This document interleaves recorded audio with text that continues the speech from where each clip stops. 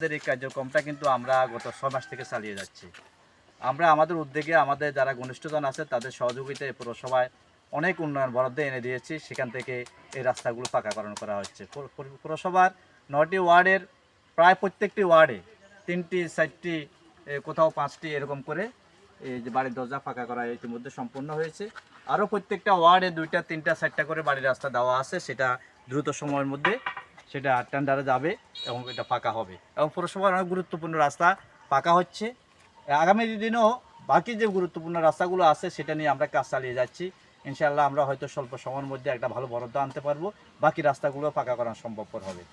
আসলে যেটা বলতে হয়, আমরা কিন্তু আমাদের নেতা জনাব মরহুম ব্যারিস্টার মধু আহমেদ যখন আইনমন্ত্রী ছিলেন 2001 থেকে 2000 আমাদের 5 ক্ষমতাকালীন সময়ে, তখন আমরা আমাদের নেতা ব্যারিস্টার মধু আহমেদের সহযোগিতায় তখন আমাদের এখানকার মেয়র ছিলেন আমাদের মরহুম ফখরুল ইসলাম দুলাল ভাই।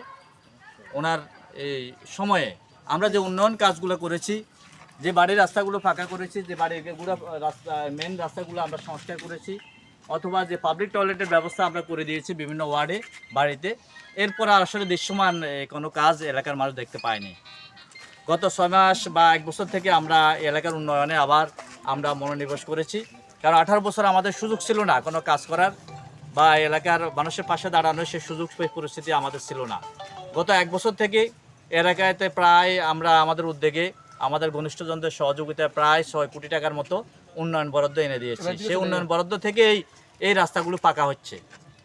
তা আমরা যেটা বলতে চাই, আমাদের ইচ্ছা আছে এবং আমাদের চেষ্টা আছে, জনগণ যদি আমাদের পাশে থাকে, সাধারণ মানুষ যদি আমাদের এই উন্নয়নমূলক কাজগুলো যদি আমাদেরকে মূল্যায়ন করে, আমাদেরকে সহযোগিতা করে, ইনশাআল্লাহ এই পৌরসভার আমরা কিছু হওয়ার আগেই অথবা এই আগামী 6 মাস 1 বছরের মধ্যেই এই পৌরসভার বাকি আশা করি যে একটা কাঁচা রাস্তা কাঁচা থাকবে না, একটা ভঙ্গুর রাস্তাও ভঙ্গুর অবস্থা থাকবে না, সংস্কারের ব্যবস্থা হবে, এটা আমরা আশা রাখতে পারি আল্লাহর রহমতে ইনশাআল্লাহ।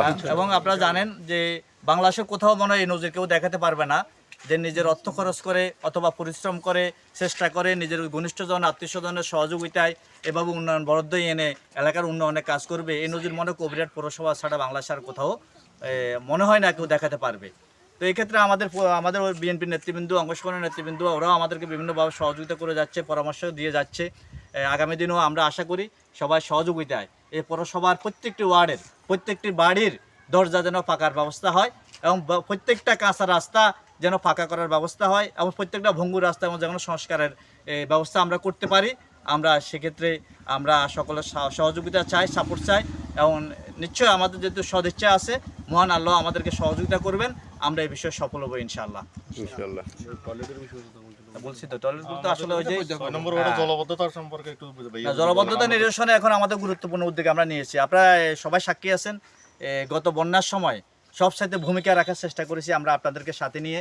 এই যে রিক্সাওয়ালা দোয়ার যে বাঁধ, সেই বাঁধকে কেন্দ্র করে নোয়াখালী যে খাল, সেই খাল খননকে কেন্দ্র করে আমরা অনেক আন্দোলন করেছি। সেই আন্দোলনের ফসল হিসাবে আমরা নোয়াখালী খালের কিছুটা অংশ আমরা সংস্কারও করতে পেরেছি এবং বিভিন্ন খালের কিছুটা অংশ, ঠিক প্রত্যাশিত অংশ না, কিছুটা অংশ আমরা সংস্কার করতে সক্ষম হয়েছি। তো ইতিমধ্যে আমাদের 2জন মন্ত্রী এসেছে, আপনারা জানেন এই যে মুসাপুরে রেগুলেটর সেটা দেখে গিয়েছেন। আর আমাদের এই যে মূল সমস্যা যে রিক্সাওয়ালা দোকানের বাঁধ, এই বাঁধটা কাটা যাচ্ছে না। বাঁধটা যদি কাটা যেত তাহলে এই অঞ্চলের জলাবদ্ধতা অনেকাংশে কমে যেত। তো এটা কাটতে না পারার কারণ হচ্ছে এটার পূর্বপাশে একটা রেগুলেটর আছে, যে রেগুলেটরটা কাজ শেষ, অনেকটাই শেষ, প্রায় 90% কাজ শেষ, কিন্তু অজানা কারণে দীর্ঘ অনেক সময় ধরে এই রেগুলেটরটার কাজ বাকি অংশটুকু শেষ করে এটা চালুর ব্যবস্থা করা হয়নি। এখন আমরা আমাদের মন্ত্রী মহোদয়ের সাথে কথা বলেছি, আমাদের মাননীয় সংসদ সদস্য ফখরুল ইসলাম ভাইয়ের মাধ্যমে আমরা ইনশাআল্লাহ আমরা আশাবাদী স্বল্প সময়ের মধ্যে রেগুলেটরের যে বাকি অংশটুকু কাজ আছে সেই কাজটা সম্পূর্ণ করে রিক্সাওয়ালা দোকানের যে বাঁধ, সে বাঁধ কেটে দেওয়া হবে। কারণ ওই যে রেগুলেটরের কাজ যদি চালু করা যায় তাহলে রিক্সাওয়ালা দোকানের বাঁধের আর কোনো প্রয়োজন পড়বে না, ওটা কাটতে আর কারো কোনো আপত্তিও থাকবে না, সমস্যা নাই।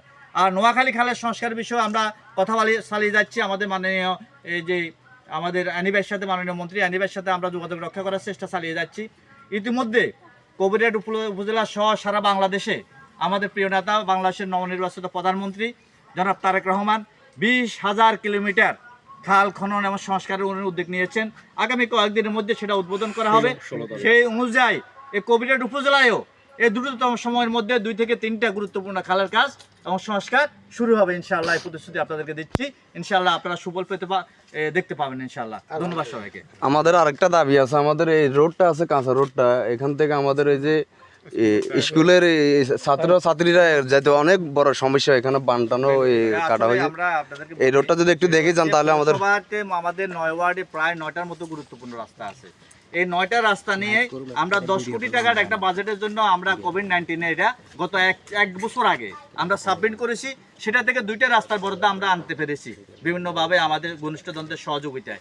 তার বাকি যে রাস্তাটা, এই রাস্তা সহ ইতিমধ্যে এই রাস্তার বিষয়ে আমাদের পলান ভাই, আমাদের নুর আলম, হানিফ, আমাদের এই মাওলা কাকা, ওনারা সকলে আমাদেরকে অনুরোধ করেছেন এই রাস্তা এবং জনুদ্দুর 1 নম্বর ওয়ার্ডের যে মেন রাস্তাটা সেটা, এবং 8 নম্বর ওয়ার্ডের এই যে কবির পাড়োয়ারির বাড়ির যে দরজা হয়ে যে রাস্তাটা গিয়েছে, সেখানে বাম দিকে যে কারিবাড়ি থেকে দুলাল ইসলামের বাড়ি, সেখান থেকে ক্লাবঘর পর্যন্ত যে রাস্তা, এবং আমাদের বঙ্গের বাড়ি যে রাস্তা, একটা রাস্তা আছে।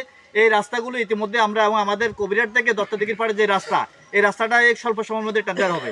আর বাকি যে রাস্তাগুলো, সেই রাস্তাগুলো আমরা ইতিমধ্যে কর্তৃপক্ষের সাথে কথা বলেছি।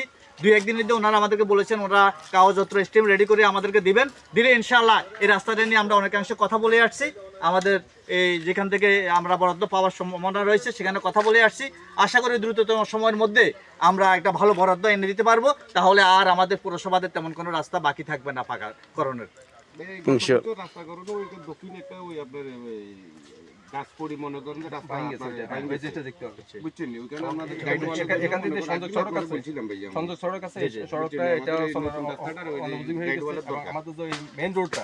এটা কিন্তু অনেক জায়গায় ভাঙি গেছে, এখানে কয়েকটা জায়গায় ইয়ে লাগবে, ওই গাইডওয়াল লাগবে।